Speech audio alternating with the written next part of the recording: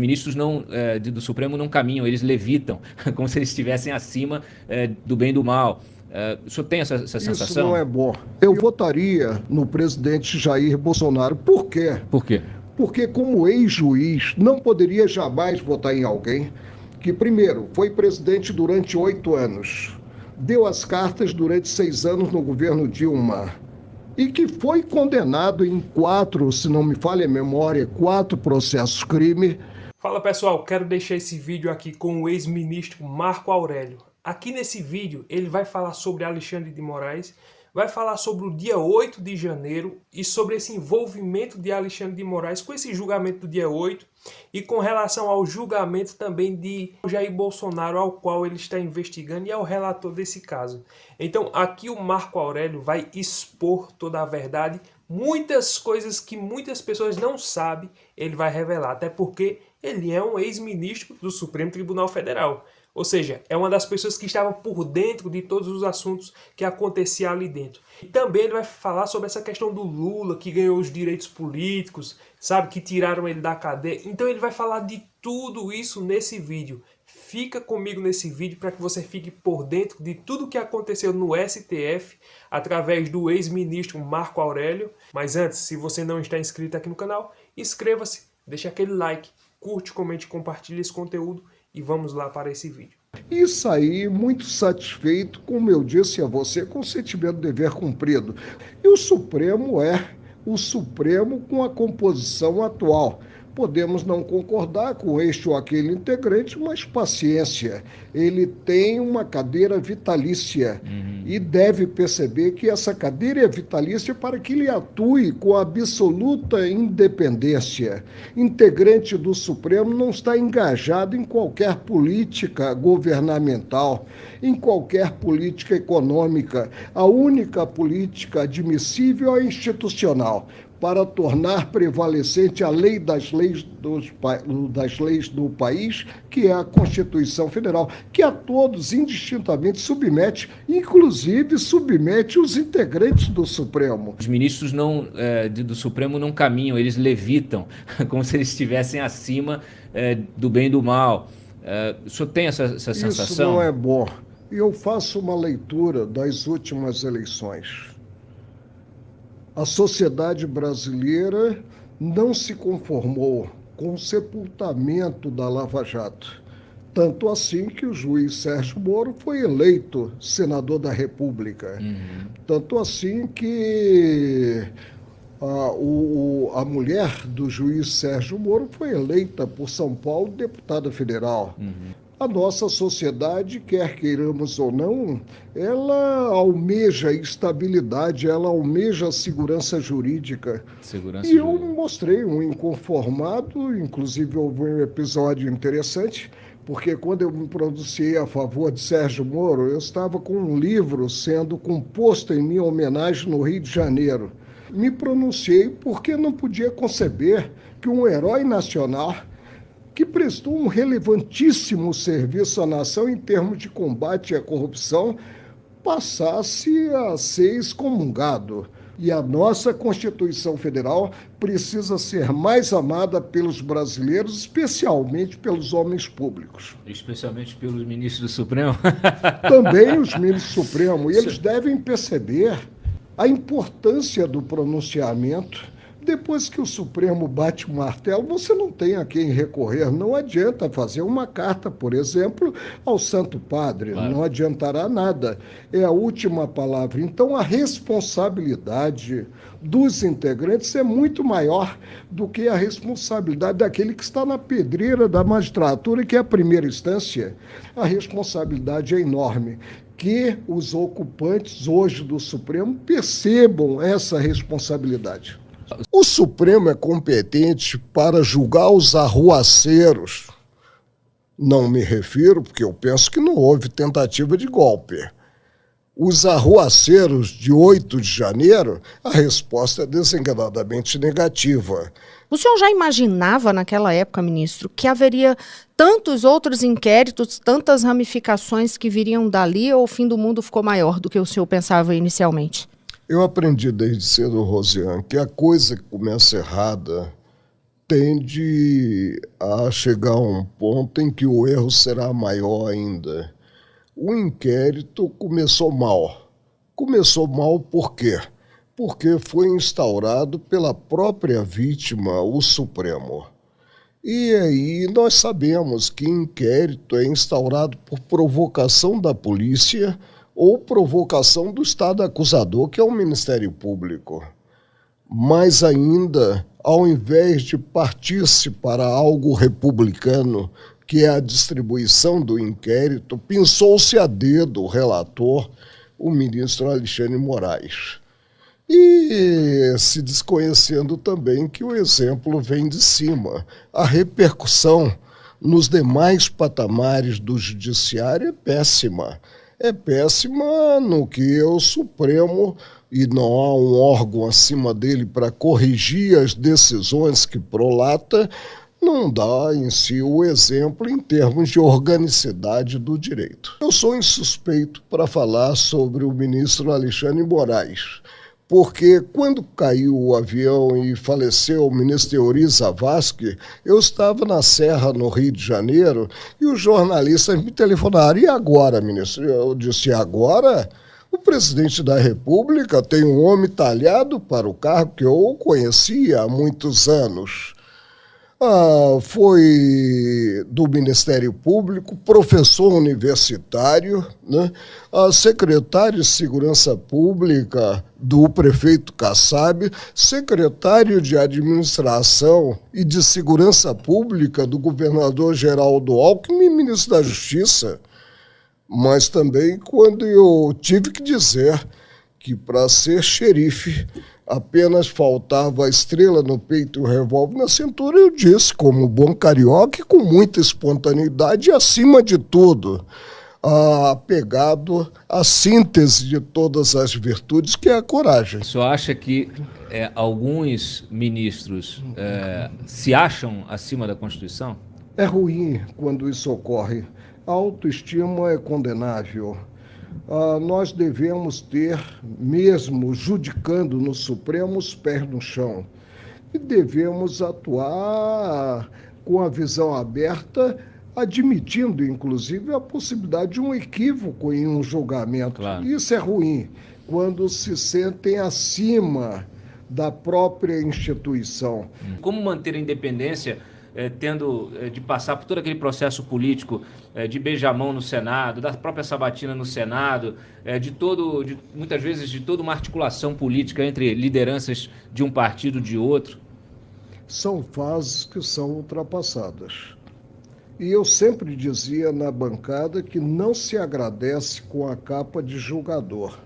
O agradecimento é após a indicação, antes de tomar assento na cadeira. Claro. Agora, com o ato de julgar, não se retribui a encapação, o endosso da caminhada em si para a cadeira. Por que a cadeira é vitalícia? Para que o ocupante mantenha a independência desejável. Ser juiz é uma missão sublime e precisa ser encarada como uma opção de vida. Você não deve satisfação em termos de agradecimentos. Você não passa a ocupar uma cadeira voltada a relações públicas. Você, depois que chega a uma cadeira de juiz, principalmente na mais alta corte do país, como é o Supremo, você não pode desejar qualquer cargo na República. Nós não temos a segurança jurídica. Eu sou um crítico do que ocorreu relativamente à Lava Jato. Ainda bem que não ocorreu no tocante ao mensalão, né? E, na época, o que decidido, porque foi, inclusive, pelo Supremo, prevaleceu. Agora, a competência da 13ª Criminal. Será que a 13ª Criminal de Curitiba avocou esse processo envolvendo a Petrobras? Não. A primeira lavagem de dinheiro da Petrobras ocorreu em Londrina. Aí o juiz federal, ao se defrontar com a notícia crimes, ele disse, olha, há uma vara especializada em lavagem de dinheiro no Paraná, que é a 13ª, e remeteu o processo para a 13ª. E aí, pela continência e pela conexão probatória, as demais questões foram enviadas à 13ª criminal. Agora, vejo o fato de ter suplantado, como se suplantou a Lava Jato, como um retrocesso.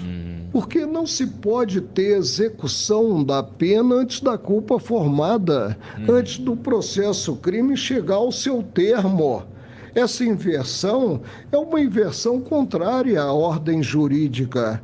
O certo é apurar-se para formada a culpa mediante decisão contra a qual não caiba mais recurso, né? Ter-se a execução da pena. Em 2016 teve aquele outro caso muito conhecido do Renan, né? Do Renan Calheiros. O senhor determinou o afastamento dele porque ele não poderia assumir a presidência da República e ele não cumpriu a ordem, né? Como é que pode uma coisa dessa? E o pior é que eu soube, né? Claro que isso não veio à tona, que eles teriam sido instruídos por um colega meu a não cumprir a ordem. Ah, foi isso, é? Sabe isso que colega, não? Claro, eu sei que colega, mas não vou dedurá-lo. Não vai dedurá-lo? Não, o senhor chegou a tomar satisfação com ele? Não, porque eu não disputo coisa alguma no processo. O que houve no caso Renan?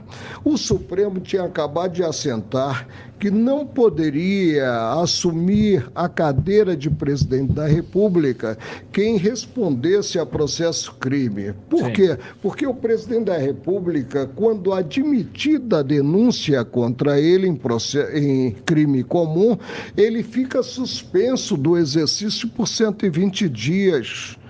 Ante esses precedentes, como ele estava para subir na linha de substituição do presidente da República como presidente do Senado, eu o afastei da presidência do Senado.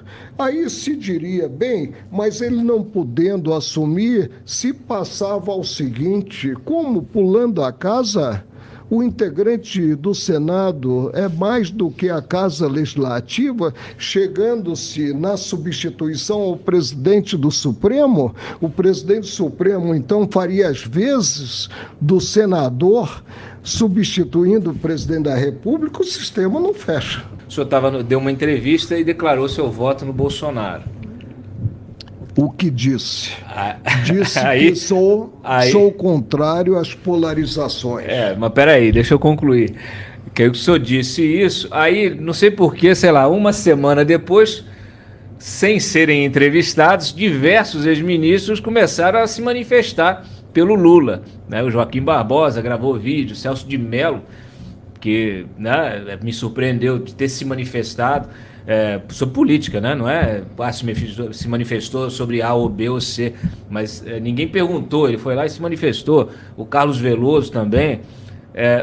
Se arrepende de ter se manifestado politicamente? Quem sabe, se pela vez primeira seguir o meu exemplo. O que eu disse? No segundo turno, eu votaria no presidente Jair Bolsonaro. Por quê? Por quê? Porque, como ex-juiz, não poderia jamais votar em alguém que, primeiro, foi presidente durante 8 anos, deu as cartas durante 6 anos no governo Dilma e que foi condenado em 4, se não me falha a memória, 4 processos crime por delito contra a administração pública. Disse, mas os processos foram anulados. Ele não foi absolvido pelo Supremo, os processos foram anulados pelo Supremo. A partir de uma visão, a meu ver, equivocada, incompetência territorial. Não seria competente o juízo da 13ª, mas um juízo de Brasília, um juízo federal de São Paulo.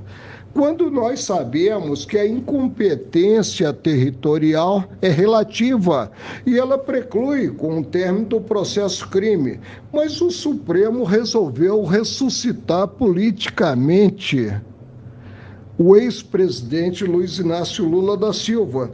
E no passado eu votei nele, tanto que a revista Isto É, mediante caricatura do Paulo Caruso, fez uma última folha com a minha figura. Eu estou na porta de um restaurante com a faixa de presidente da República, que estava substituindo o presidente Fernando Henrique Cardoso, e vem o presidente Fernando Henrique Cardoso com mais malas, com etiquetas, Espanha, Itália, né? França, e a tabuleta do restaurante indicava prato do dia Lula. E se você quiser ganhar de 2 a 5 mil reais por mês, eu vou deixar o link no primeiro comentário fixado. É uma aula totalmente gratuita que vai te ensinar o passo a passo de como fazer de 2 a 5 mil reais por mês aqui na internet. Apenas com o seu telefone, com o seu celular, isso é totalmente possível. Aí você diz, ah, não acredito. Olha esses resultados, eu estou faturando com essa estratégia, eu estou faturando aqui no YouTube com esse canal que você está assistindo. O YouTube, ele me paga a cada vídeo que eu posto aqui no YouTube. Ou seja, da maneira certa, fazendo o vídeo do jeito certo. Eu sou monetizado e o YouTube faz uma parceria comigo, eu faço uma parceria com o YouTube e acabo recebendo a cada vídeo que eu posto aqui no YouTube. Cada anúncio desse que passa no vídeo, o anunciante paga ao YouTube e o YouTube me dá uma parte para que esses anúncios apareçam dentro do meu vídeo. E se você quiser aprender essa estratégia e ganhar e faturar aqui na internet, essa é a oportunidade. Clica no primeiro link que está no primeiro comentário fixado. É uma aula totalmente gratuita, é um passo a passo. Caso você esteja com o pé atrás, não acredite se funciona mesmo, assista a aula. A aula é totalmente gratuita, você não vai pagar nada. E outra coisa, você não vai precisar estar investindo nada. Aqui não é aposta, tigrinho, não é essas enroladas da internet não. Cassino online, nada disso. Aqui é trabalhar de fato, é produzir conteúdo e receber do YouTube aqui na internet. Ou seja, fazendo da maneira certa, não fazendo qualquer coisa, porque também aí dificulta, e também fazer de todo jeito pode ser que não alcance a monetização. Então assista a aula que é totalmente gratuita e eu garanto a você, se você fizer o passo a passo do jeito que está na aula, do jeito que é ensinado ali, você pode fazer de 2 a 5 mil reais. Ou você não queria aproveitar uma oportunidade dessa? Claro, se você trabalha para os outros, você pode fazer uma renda extra, ou então você pode viver da internet. Isso é totalmente possível. Tem pessoas que fazem muito mais do que isso aqui na internet.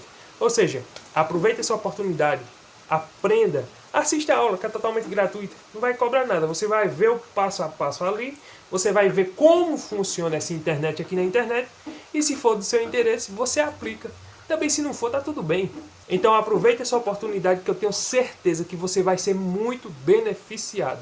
Então se você gostou desse vídeo, deixa aquele like, curte, comente, se inscreva e até o próximo vídeo, se Deus permitir. Vai lá no primeiro comentário fixado e clica e assiste a aula.